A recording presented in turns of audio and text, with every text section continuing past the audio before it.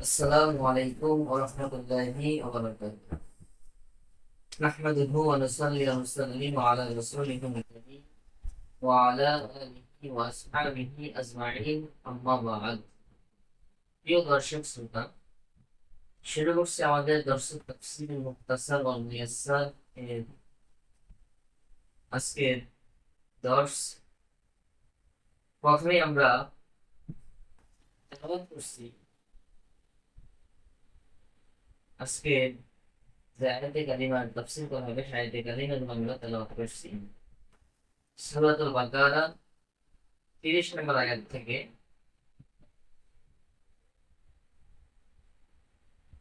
37 নম্বর আয়াত। أعوذ بالله من الشيطان الرجيم. بسم الله الرحمن الرحيم. وإذ قال ربك للملائكة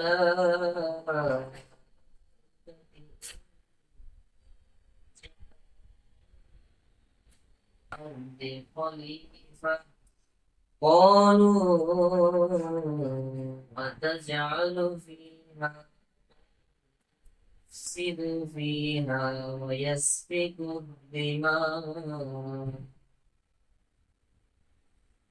ونحن نسبح بحمدك ونقدس لك قال إني أعلم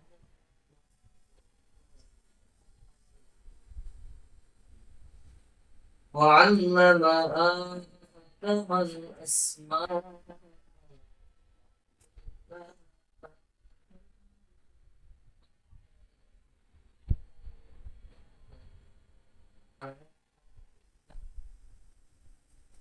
فقال أنبئوني بأسماء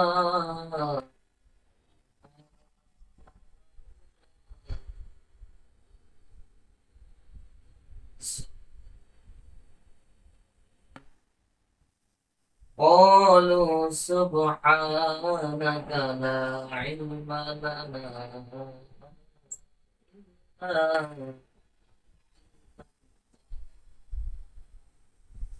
إلا أنت العليم الحكيم. قال يا آدم أنبئهم بأسمائهم فلما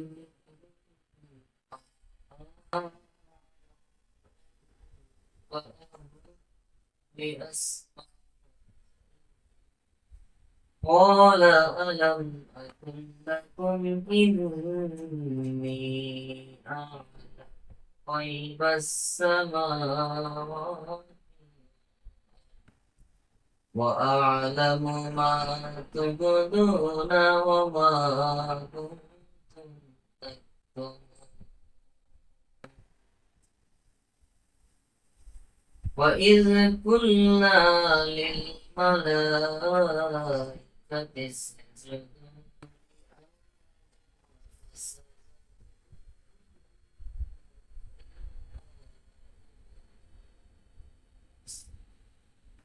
أبى واستكبر وكان من الكافرين. وقلنا يا آدم اسكن أنت وزوجك الجنة وكلا منها رغدا حيث شئتما ولا تقربا هذه الشجرة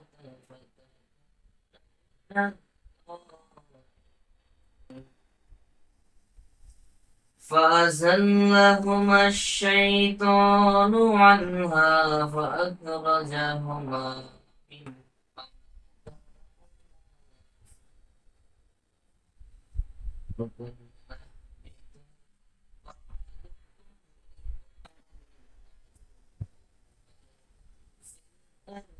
استقر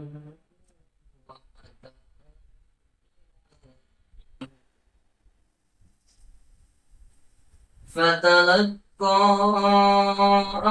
آدم من ربه كلمات فتاب عليه إنه هو التواب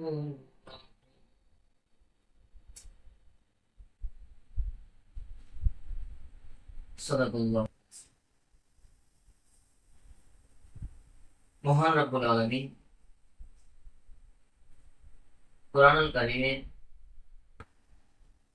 সূরাতুল বাকারার ৩০ নম্বর আয়াত থেকে পৃথিবীর জমিনে মানব সৃষ্টির সূচনা নিয়ে আলোচনা করেছেন, মানব সৃষ্টির পরিকল্পনা এবং পৃথিবীতে মানব সৃষ্টি করতে গিয়ে ফেরেশতাদের পক্ষ থেকে যে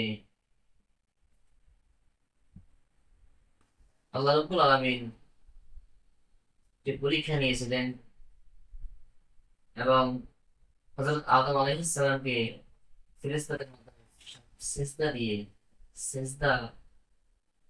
সিজদার মাধ্যমে সম্মানিত করেছেন, সেই বিষয়ে আলোচনা শুরু করছেন তাফসীর।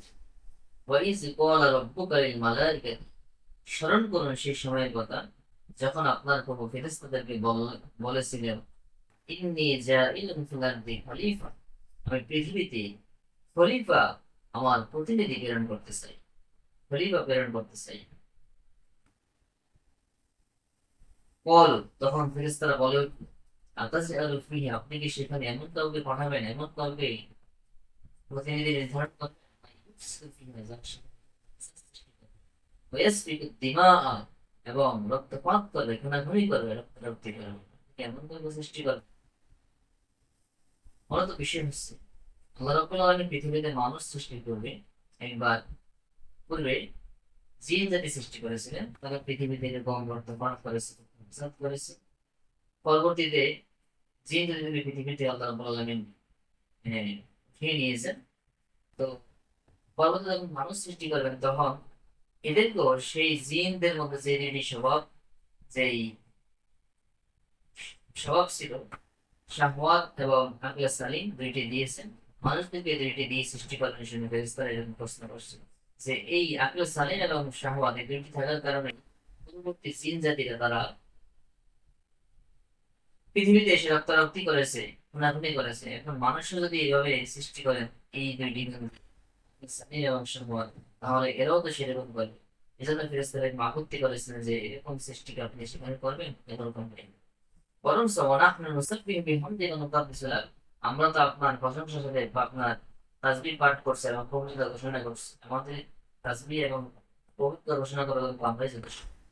বলা, তখন আল্লাহ বলেছিলেন, ইন্নী আ'লামু মা লা তা'লামুন, যে নিশ্চয়ই আমি যা জানি তোমরা তা জানো না। এই কথা বলে আল্লাহ রাব্বুল আলামিন ফেরেশতাদেরকে একটি পরীক্ষার সম্মুখীন করলেন। ওয়াল্লামা আদম আল আসমা কুল্লাহা, পৃথিবীর সব কিছুর নাম আল্লাহ রাব্বুল আলামিন আদম আলাইহিস সালামকে শিখিয়ে দিলেন। সুম্মা আরাদাহুম আলাল মালাইকা, অতঃপর এই পৃথিবীর সব জিনিসগুলা ফেরেশতাদের সামনে উপস্থিত করলেন। ফাকাল, আদম আলাইহিস সালাম বলেন, আনবিউনি বিআসমাই হাউলাই ইন কুনতুম সাদিকিন, হে ফেরেশতারা, তোমরা তো বলছো তোমরাই যথেষ্ট, মানুষ সৃষ্টি করতে নেই, এই দাবির ব্যাপারে সত্যবাদী হয়ে থাকো, তাহলে তোমরা এই সব বিষয়গুলোর নাম আমাকে বলে দাও, এগুলো কোনটার নাম কি? বলো, তখন তারা ফেরেশতারা বলে উঠল, সুবহানাকা রাব্বুল আলামিন, আপনার পবিত্রতা ঘোষণা করছি, লা ইলমা লানা ইল্লা মা আল্লামতানা, একমাত্র আপনি আমাদেরকে যা জানিয়েছেন তাই শুধুমাত্র আমরা জানি, এছাড়া আমাদের ভিন্ন কোনো ইলম নেই।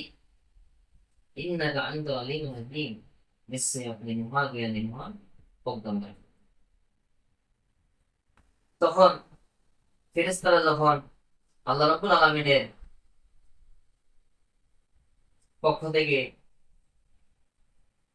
যে প্রশ্ন করা হয়েছিল উত্তর দিতে পারে নাই, তখন এই ফেরেশতাদের সামনে আল্লাহ রাব্বুল আলামিন ওয়ালা ইয়া আদম, আদম আলাইহিস সালামকে বললেন, হে আদম, আনবিহুম বিআসমাইহিম, এই যে ফেরেশতারা এগুলোর নাম বলতে পারে নাই, তুমি তাদেরকে এগুলোর নাম সম্পর্কে সংবাদ দাও, তাদেরকে জানিয়ে দাও কোনটার নাম কি। ফালাম্মা আনবাহুম বিসমি আসমাইহিম, যখন হযরত আদম আলাইহিস সালাম তাদেরকে এই নামগুলো জানিয়ে দিলেন, আল্লাহ রাব্বুল আলামিন পূর্ব থেকেই হযরত আদম আলাইহিস সালামের ভিতরে আল্লাহ সালামের জেহেনে সবগুলোর পরিচয় দিয়ে দিয়েছিলেন। অতএব তৎক্ষণাৎ হযরত আদম আলাইহিস সালাম যখন আল্লাহ তাআলা বলেছিলেন যে তুমি তাদেরকে এগুলোর নাম জানিয়ে দাও, তিনি সেগুলোর নাম বলে দিয়েছিলেন। তখন আল্লাহ রাব্বুল বলেন, আলাম আকুল্লাকুম, আমি কি তোমাদেরকে বলি নাই ইন্নী আ'লামু গায়বাস সামাওয়াতি ওয়াল আরদ, আসমান জমিনের যত অদৃশ্য বিষয় আছে সব কিছু আমি জানি। ওয়া আ'লামু মা তুবদুনা ওয়া মা কুনতুম তাকতুমুন, তোমরা প্রকাশ্যে এবং গোপনে যা করো আমি সব জানি। মূলত এখানে আল্লাহ রাব্বুল আলামিন এই বিষয়টির মাধ্যমে মানুষদেরকে ফেরেশতাদের উপর মর্যাদা দিয়েছে এবং আদম আলাইহিস সালামকে সেদিন ফেরেশতাদের মাধ্যমে সিজদা করিয়েছিলেন এবং এই সিজদার মাধ্যমে মানুষের মর্যাদা এটা প্রমাণ করেছে। এই জন্য পরবর্তীতে আল্লাহ তাআলা আদেশ করেছেন, وَإِذْ قُلْنَا لِلْمَلَائِكَةِ اسْجُدُوا لِآدَمَ فَسَجَدُوا إِلَّا إِبْلِيسَ, এবং স্মরণ করুন সেই সময়ের কথা যখন আমি ফেরেশতাদেরকে বলেছিলাম যে তোমরা আদমকে সিজদা করো, অতঃপর তারা সকলে সিজদা করলো ইল্লা ইবলিস, তবে ইবলিস সিজদা করে নাই। আবার সে অস্বীকার করেছে, অস্তাকবার এবং অহংকার করেছে, অকান মিনাল কাফিরিন, মূলত সে ছিল কাফিরদের অন্তর্ভুক্ত। সে কুফরি করেছে, অস্বীকার করে, আল্লাহ হুকুমকে অস্বীকার করে সে কুফরি করেছে। তো প্রিয় দর্শক শ্রোতা, এখানে একটি বিষয় আমাদেরকে জানতে হবে। প্রথমত বিষয় হলো আল্লাহ রাব্বুল আলামিন সিজদা করতে আদেশ করেছেন ফেরেশতাদেরকে, আর এটা আমাদের সকলের জানার কথা যে শয়তান ইবলিস সে ফেরেশতাদের অন্তর্ভুক্ত না, সে মালায়েকা, কিন্তু সে জিনদের অন্তর্ভুক্ত। তাহলে সে কিভাবে তাকে তো আদেশ করা হয়নি, সে কিভাবে অস্বীকার করলো? মূলত বিষয়টা হলো আল্লাহ রাব্বুল আলামিন এখানে যদিও ফেরেশতাদের না ফেরেশতা বলছে, কিন্তু সেখানে উদ্দেশ্য ছিল পৃথিবীর সকল সৃষ্টিদের যারা সেখানে উপস্থিত ছিল প্রত্যেকেই সেখানে এই মুখাতাব ছিল। এজন্য ইবলিস সেই খেতাবের ভিতরে শামিল ছিল। সুতরাং সে খেতাবকে পালন করে নাই, অস্বীকার করে, সাথে আল্লাহর এই বিধানের অস্বীকার করে সে কুফরি করেছে, নাফরমানি করেছে। দ্বিতীয় বিষয় হলো যে এই যে সেজদাটা ছিল, আমরা জানি সেজদাটা শুধু আল্লাহ রাব্বুল আলামিনের জন্য হবে। আল্লাহর কোনো বান্দার জন্য সেজদা জায়েজ কিনা বা এটা কি সেজদা ছিল? মূলত বিষয় হলো এই সেজদাটি ছিল তাজিমি সেজদা, আর এটা শুধুমাত্র ওই সময়ের জন্যই খাস ছিল। এটা আল্লাহ রাব্বুল আলামিন ফেরেশতাদেরকে পরীক্ষা করার জন্য এবং আদম আলাইহিস সালামের মর্যাদা প্রকাশের জন্য এটা আদেশ করেছিল। অতএব এটা ওই সময়ের জন্য খাস ছিল। এটা এখন কোন ব্যক্তিকে কেউ তাজিমি সেজদা করতে পারবে না। যদি কেউ করে তাহলে সে শিরকের মধ্যে লিপ্ত হয়ে যাবে, সে মুশরিক হয়ে যাবে। وَقُلْنَا يَا آدَمُ اسْكُنْ أَنْتَ وَزَوْجُكَ الْجَنَّةَ وَكُلَا مِنْهَا رَغَدًا حَيْثُ شِئْتُمَا। এই আদম আলাইহিস সালামকে সৃষ্টির পরে যখন আদম আলাইহিস সালামের বাম পায়ের হাত থেকে হযরত হাওয়া আলাইহিস সালাম সৃষ্টি করলেন, তখন আল্লাহ রাব্বুল আলামিন তাদেরকে আদেশ করলেন, ওয়াকুলনা, আমি বললাম, ইয়া আদম উসকুন আনতা ওয়া যাওজুকাল জান্নাতা, হে আদম তুমি এবং তোমার স্ত্রী উভয় জান্নাতে বসবাস করো, ওয়াকুলা মিনহা রাগাদান হাইসু শি'তুমা, এবং এই জান্নাতে যেখান থেকে ইচ্ছা সেখান থেকে তোমরা খাও, যেখান থেকে ফল ফলাদি যা ইচ্ছা স্বাচ্ছন্দ্যে খেতে থাকো। তবে ওয়ালা তাকরাবা হাযিহি শাজারাতা, আল্লাহ রাব্বুল আলামিন একটি গাছের দিকে ইশারা করে বলেছেন যে এই গাছটার নিকটবর্তী হবা না। ফাতাকুনা মিনাজ জালিমিন, যদি এই গাছটার নিকটবর্তী হও তাহলে তোমরা উভয় জালেমদের অন্তর্ভুক্ত হয়ে যাবে, আল্লাহর নাফরমানদের অন্তর্ভুক্ত হয়ে যাবে, তোমরা নাফরমান হয়ে যাবে। তো একটি গাছকে আল্লাহ রাব্বুল আলামিন ইশারা করে বলেছেন যে এই গাছের নিকটবর্তী তোমরা হবা না। তো এখানে এই গাছ দ্বারা কি গাছ উদ্দেশ্য, এটা নিয়ে বিভিন্ন মতামত আসছে। তবে এভাবে স্পষ্ট কোনো মতামত এটা পাওয়া যায়নি, হাদিসে পাওয়া যায়নি। তবে এই ব্যাপারে মুফাসসিরিনে কেরাম কিছু মতামত উল্লেখ করেছেন। তো কেউ কেউ বলেছেন যে এটা হলো গমদম, অর্থাৎ গম গাছ, এটা ছিল গম গাছ বা ধান গাছ। আর কেউ কেউ বলেছেন যে এটা ছিল মূলত আঙ্গুর গাছ, আঙ্গুর ফল গাছ।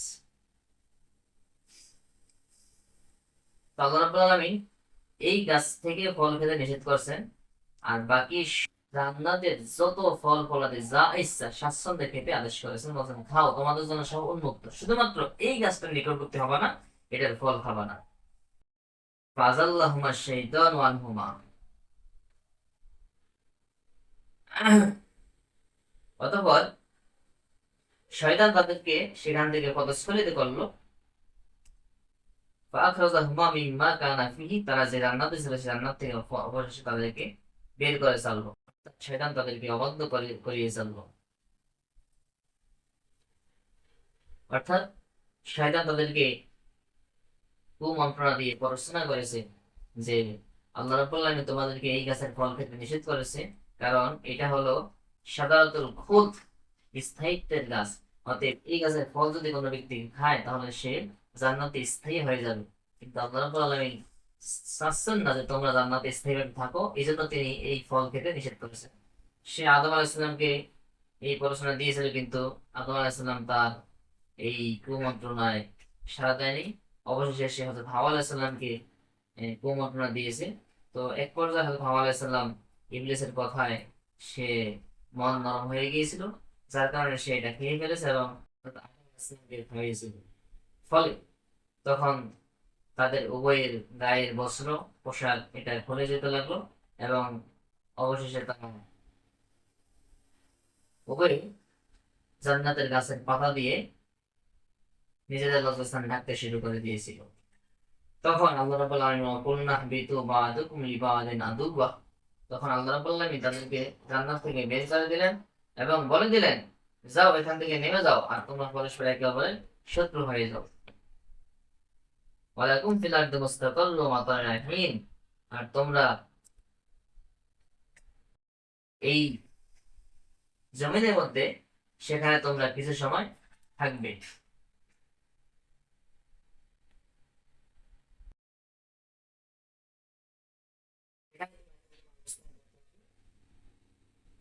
অতএব তোমরা এখান থেকে চলে যাও, দুনিয়ায় চলে যাও। পৃথিবীতে তাদেরকে পাঠিয়ে দিলেন, পৃথিবীতে কিছুকাল অবস্থান করতে হবে। এবং এই পৃথিবীতে মূলত যেহেতু জান্নাতের নিষিদ্ধ ফল খেয়েছে, এই ফল খাওয়ার কারণে শাস্তি স্বরূপ এটা পৃথিবীতে আসা। তো আমরা এই কিছুক্ষণের মধ্যে শেষ করছি, অল্প সময়ের মধ্যে শেষ করে দিচ্ছি। আর হয়তো এক আয়াতে তাফসীর করবো। তো পরবর্তীতে আল্লাহ রাব্বুল আলামিন হযরত আদম আলাইহিস সালাম যখন পৃথিবীতে আসলেন এবং হযরত আদম আলাইহিস সালাম পৃথিবীতে এসে তিনি পৃথিবীর একদিকে, হযরত হাওয়া আলাইহিস সালাম অন্যদিকে, দুজনকে দুদিকে পাঠিয়ে দিয়েছেন। অবশেষে তারা আল্লাহ রাব্বুল আলামিনের কাছে তওবা করতেছিলেন, কান্নাকাটি করতেছিলেন। কান্নাকাটি করতে করতে তাফসীরে কিতাবে লেখা হয়েছে এবং হাদিসেও আসছে যে 360 বছর তারা কেঁদেছেন। অবশেষে আরাফার ময়দানে উভয়ের পরিচয় হয়েছে। তারা হযরত রাসূল পাক সাল্লাল্লাহু আলাইহি ওয়াসাল্লামের ওসিলা দিয়ে দোয়া করেছেন আল্লাহ রাব্বুল আলামিনের কাছে। তো যখন আল্লাহ রাব্বুল আলামিন তাদের তওবা কবুল করলেন, তাদের কাছে তওবার বাক্য পাঠালেন, তখন তারা হযরত আদম আলাইহিস সালাম এবং হাওয়া আলাইহিস সালাম একত্রিত হয়ে রাসূল পাক সাল্লাল্লাহু আলাইহি ওয়াসাল্লামের নামে ওসিলা দিয়ে দোয়া করেছিলেন।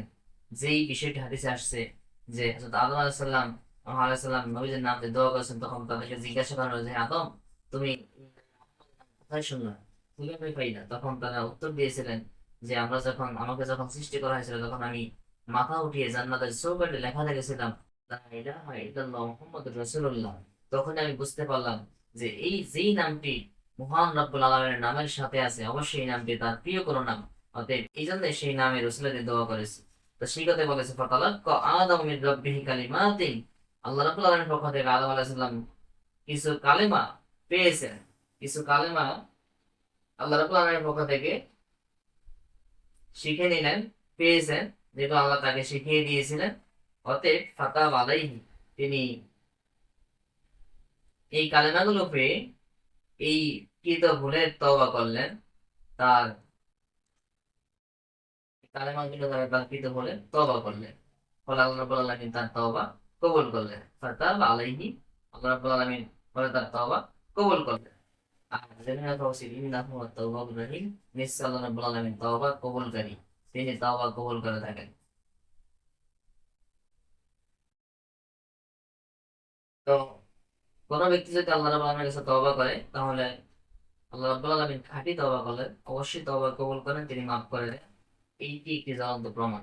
অতএব আমরাও যদি কোনো গুনাহ করে থাকি, তাহলে আমাদের উচিত আল্লাহ রাব্বুল আলামিনের কাছে তওবা করা, ক্ষমা চাওয়া। তো যাই হোক দর্শক, প্রিয় শ্রোতা, আমরা আজকের মতো তাফসীর এখানে শেষ করছি। আল্লাহ রাব্বুল আলামিন আমাদের সকলকে আমল করার এবং সঠিক সমাজ গ্রহণ করার তৌফিক দান করুন। আমিন সুম্মা আমিন। আসসালামু আলাইকুম ওয়া রাহমাতুল্লাহি ওয়া বারাকাতুহু।